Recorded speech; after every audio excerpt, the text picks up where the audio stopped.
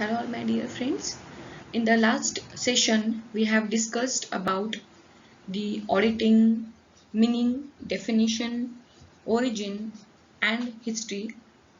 In today's session we will discuss some more concepts of auditing like auditing principles, types of frauds, types of errors, etc. So let us discuss in detail.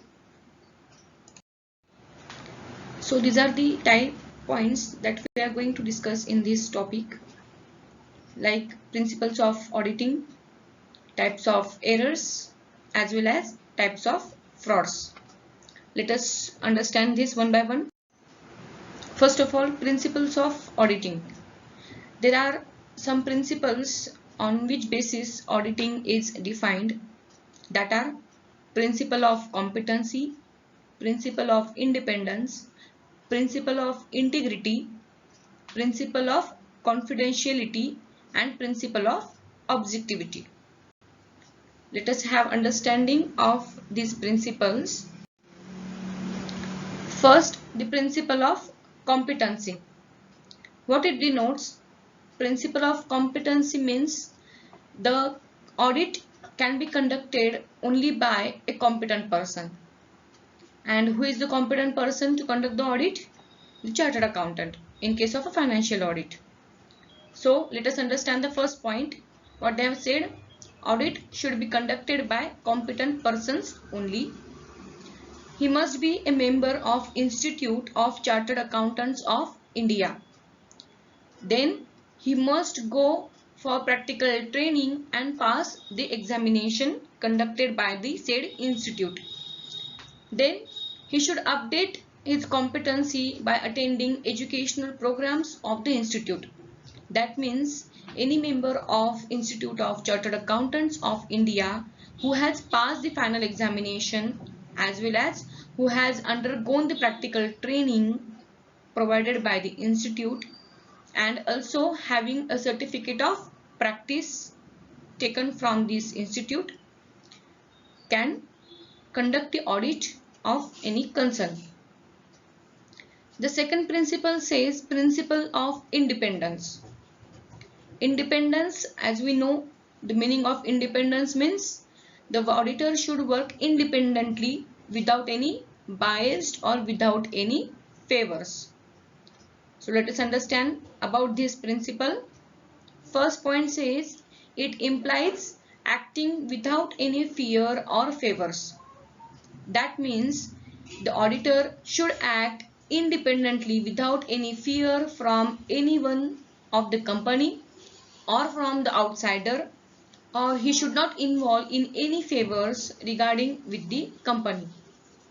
Second point says unless work independently, the auditor's opinion will not be reliable.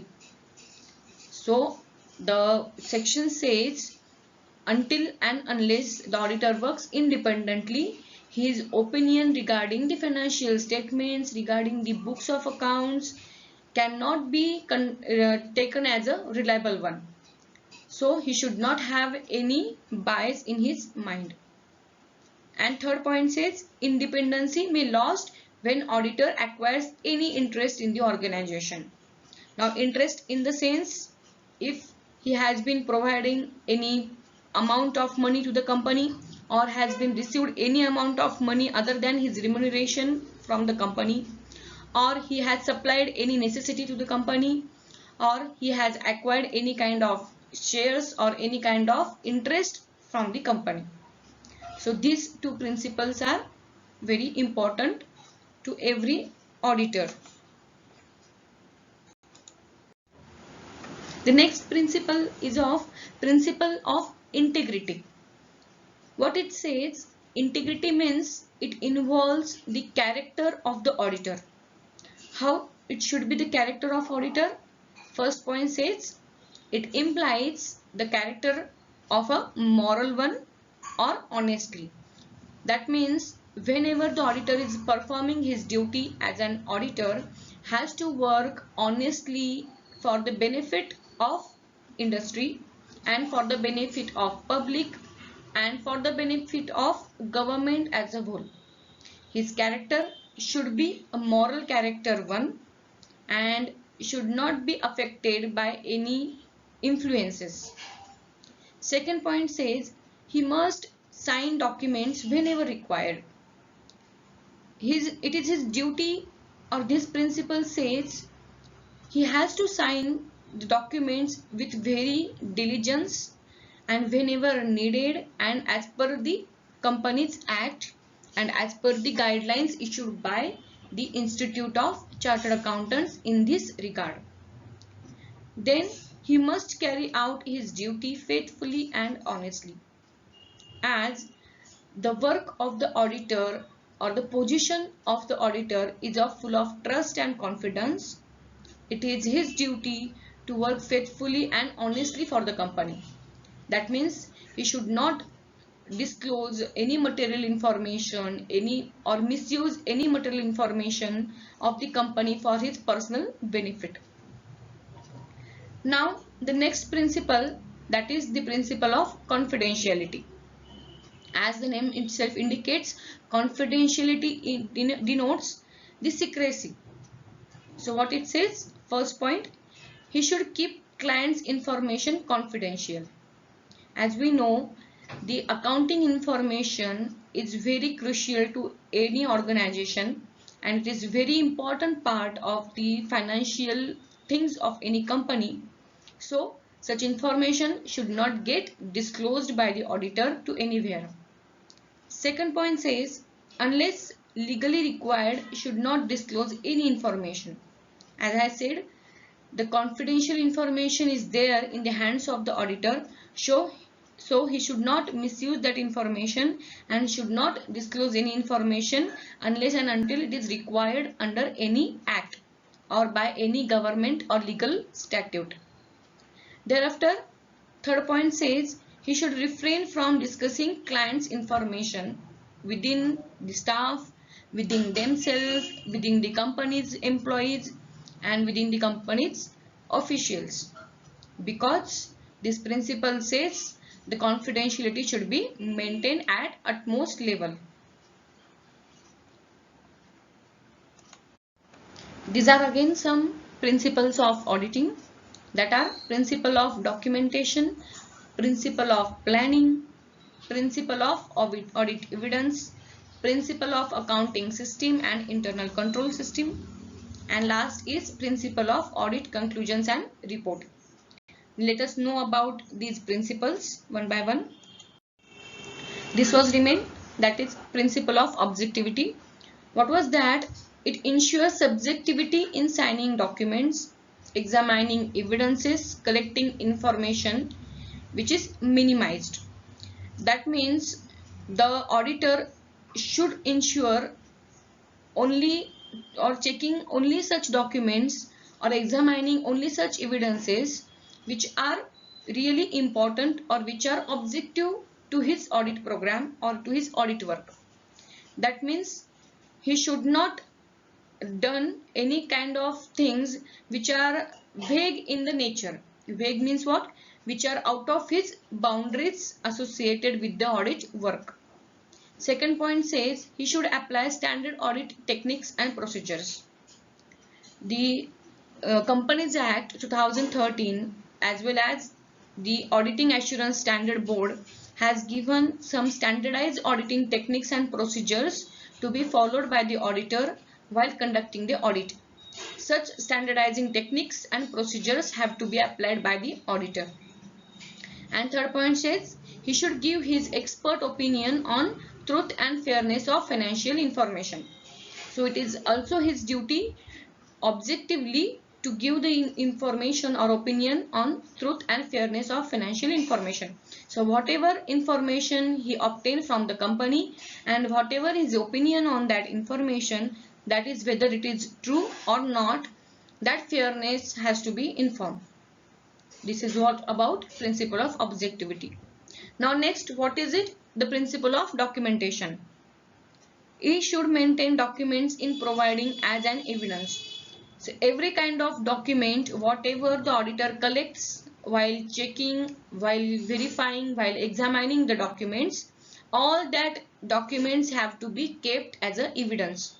It may involve invoices, it may involve any sales related documents, it may involve any kind of reports, previous reports, study notes, it may involve any kind of books of accounts, etc. So all such documents have to be kept while conducting the audit. The next principle is a principle of planning. As the word itself indicates, planning, that means work in advance. So it ensures all the work necessary for an effective audit is performed. Why planning is important? It ensures you that all the work related with the audit is actually performed or which is left behind, so that the auditor can perform it immediately. And secondly, he must program his work, schedule them, depute staff, divide the work, coordinate the work and supervise the progress. Planning assures that the work should be allocated properly. There has been proper schedule to conduct the work. The staff required to conduct the work has allotted all the responsibilities. The division of work is there. There also coordination of work, and finally you can supervise the progress. That is the importance of any planning. So the auditor here has to work on planning of audit first. The next principle is of principle of audit evidence. So what this says, his opinion should be based on evidence obtained in the course of audit. He can obtain evidence from within and outside the entity, and he can obtain the evidences by applying inspection, observation, inquiry, computation and analytical review. So his duty is to work on all the evidences he gotten or taken from the company or outside the company. Within the company, maybe from head offices, factories, from the employees, and outside the entity, maybe from governmental authorities, any legal advisory authorities, etc. And his opinion should be based on the evidences obtained by him and checked by him. He can apply some techniques to collect the evidence like inspection. He can observe the systems and processes in the company. He can inquire any information from any employee, any officer of the company. He can make computations of accounting records and also apply his analytical review.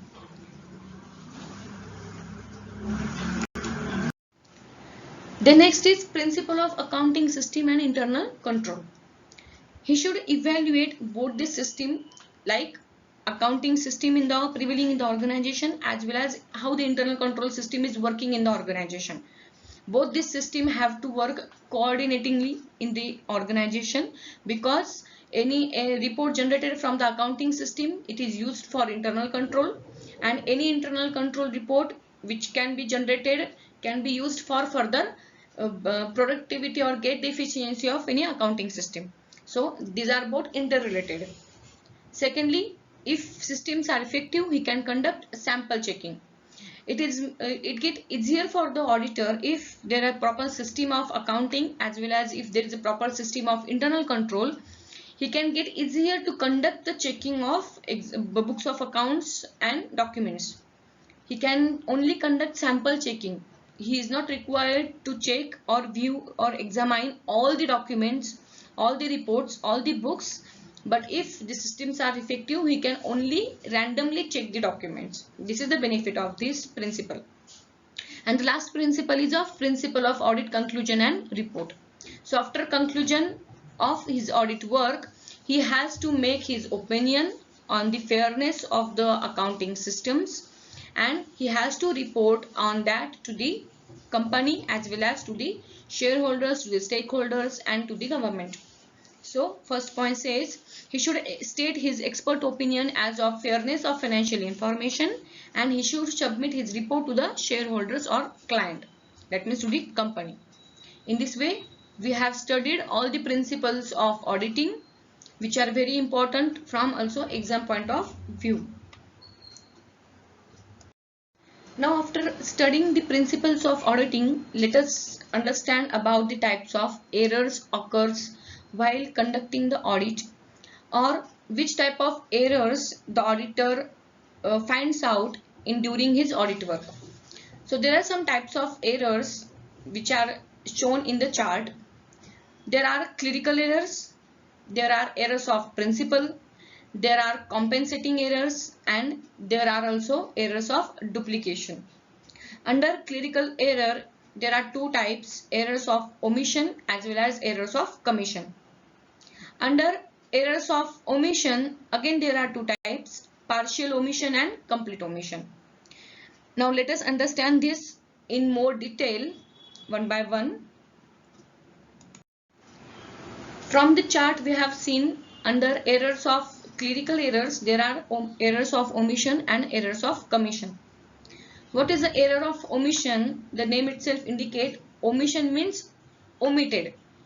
Means either partially or wholly some item or some transaction has not been recorded in the books of accounts. That is called as omission. So let us understand this error. First point says when transaction is omitted partially or wholly from the books of accounts, this error occurs. Either partially or wholly. Partially means what? Either it has given one effect and omitted second effect, and wholly means what? Both effects have been omitted. Then if one aspect is entered and other aspect is omitted, the trial balance will not get agreed. We know the rule of accounting. If only one effect is given and second effect is not given, that means if debit and credit is there, only debit is given and credit is not given, then trial balance will not get agreed. And you can easily trace out such errors of omission, because if the trial balance will not get agreed, you can easily find out such kind of error, which is called as error of omission. After that, second is errors of commission. What is it? When a transaction is recorded but either in incorrect book of original entry or posted to a wrong account or with an incorrect amount. Means what? The transaction is recorded but not in the original entry books or recorded at a wrong amount in incorrect amount. Here let us understand, or to be noted, there may be chances that there should be have given two effects, debit or credit, but maybe at a wrong amount. These errors are difficult to identify because both the effects have been recorded, as we have seen when transaction is recorded. That means there has been recording of both the effects, debit as well and credit as well, but on the wrong amount. So it is slightly difficult to identify such kind of errors. Okay, have you understood these both, errors of omission and errors of commission? Thereafter, next is errors of principle and compensating or offsetting errors. Now what is errors of principle? First point says there are certain fundamental accounting principles of accounting which is given by Accounting Standard Board that must be followed while accounting for business transactions. There are some fundamental accounting principles which we have already discussed in our 11th and 12th standard, and if any such principle is not followed, then such kind of error occurs. So if any one of this principle is not followed, then this error occurs. So this is called as errors of principle. That means what? Any fundamental accounting principle, that is going concern, accrual basis, etc. is not followed. What is compensating errors or offsetting errors? When the commission of the error offsets another error, such errors are called as compensating error. That means if one error compensates the other error, in that case that errors are called as compensating errors. These errors are not disclosed in trial balance, so cannot traced easily. These errors are not disclosed in trial balance because they have compensated by one another. If one error is occurred, it is compensated by another one, and that's why it is not disclosed in trial balance, and also it cannot get traced easily. It is very difficult to trace such kind of errors. So again, these are two errors which we have studied, that is errors of principle and compensating errors. Then last is errors of duplication. What is this error of duplication? First point says when a transaction is recorded twice in the books of original entry and hence is posted twice in the ledger accounts, such errors of duplication occurs. As the word itself indicates, duplication means what? The recording of transaction is given on a twice. Twice means what? Two times. So one effect is already given, and also for the same transaction other record is given. In that case, duplication errors are occur. These errors do not affect trial balance, and auditor has to carefully review the transaction with the source of documents. Also, these errors might not affect the trial balance because the two effects has been given. That means what? Twicely two effects has been recorded, debit and credit, but it has been recorded twicely. So again, they are difficult to identify such kind of errors, and the auditor has to carefully review the transactions with the source documents. I hope you have understood these types of errors. After discussing the types of error, let us discuss the types of frauds. There are the two types of frauds can be conducted in the organization, that is employee fraud and management fraud. Employee fraud, that means the fraud can be conducted by the employees, and management fraud means the fraud conducted by the managerial personnel or officers. Under employee fraud, it is divided under two types, that is embezzlement of cash and misappropriation of goods. And under management fraud, there are four categories, that is manipulation of accounts, omission of events, application of accounting, misapplication of accounting policies, and fraud in case of internal control systems. So let us understand these types of frauds which occurs in the organization. Cash. Embezzlement means what? When omitting to entry any cash which has been received. That means any cash received in the organization but has not been recorded in the books of accounts, that is called as omitting of cash. Then entering a less amount that what is received. If you have received 1000 rupees from your debtor and you have recorded only 500 rupees to it, then it is called as entering a less amount than what is received. Then postponing the entry of a receipt till another cash receipt occurs off. That means what? You have postponed the entry till another cash receipt is received. Means what? You have not entered the actual receipt when it is received. Then entering more amount than actual amount. If you have received 1000 rupees and you have entered 1500 rupees, then such thing is called as embezzlement of cash. That means you are manipulating the cash somewhere. Then making personal payment out of cash of the organization. This is also a case of fraud which occurs maximum times in the organization when employees make personal payments out of the cash of the organization.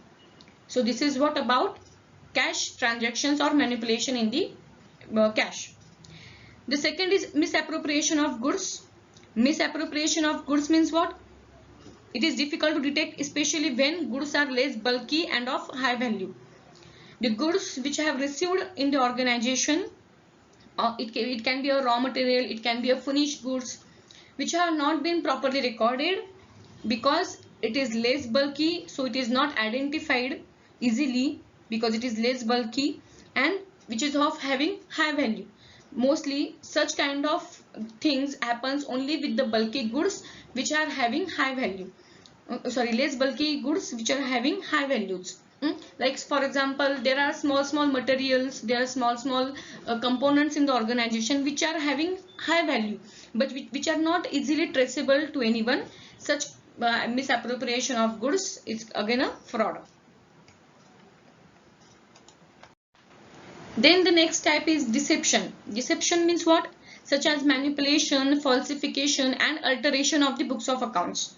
Means if you have manipulated any kind of books, you have falsified any books, or you have altered any books of accounts, then it is called as deception. Secondly, misrepresentation. which is also known as omission from the financial statements of events, transactions, or other significant information. If some information is very significant to the organization which has to be represented in any financial statement, and if intentionally such information is omitted from the financial statements or events, then misrepresentation is conducted. Then intentional. If misapplication of accounting principles relating measurement, recognition, classification or disclosure is done, which is intentional one. If you have intentionally mismeasured, if you have intentionally recognized anything, then it is called as intentional fraud. Then the fraud also occurs in case of assets, which is called as misappropriation of assets. What is it? By embezzlement of cash receipts regarding the sale of assets, stealing a tangible or intangible asset. If you have stole any tangible or intangible asset, or causing an entity to pay for goods and services not received, it is called as misappropriation of that asset. That means you have purchased any asset, but you have not recorded such cash purchases and cash receipts. In that case, that is also called as fraud of assets. I hope you have understood these types of frauds. So thank you very much, all my dear students. I hope you have understood all these principles, types of errors and types of frauds. Please study it thoroughly. These are important from the exam point of view. Thank you once again.